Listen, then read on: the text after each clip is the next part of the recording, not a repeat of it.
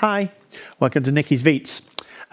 Good presenters often get ignored, the audience response to well-delivered content. If, in the end, the debate is content-centric, relax, you did good. What do I mean by this? I don't mean, obviously, good presenters don't get ignored whilst doing the presentation.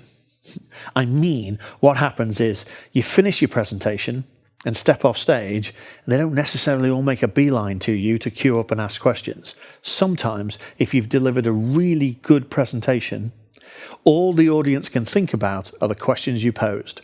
And so what happens is the conversation isn't about you and how great you did, it's about the subject matter that you're talking about.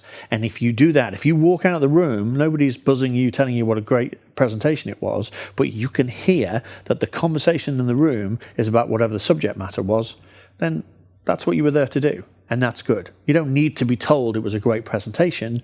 If you can hear the buzz in the room and you know you've made your impact, it's okay to leave with a smile on your face. Thanks for watching. Bye.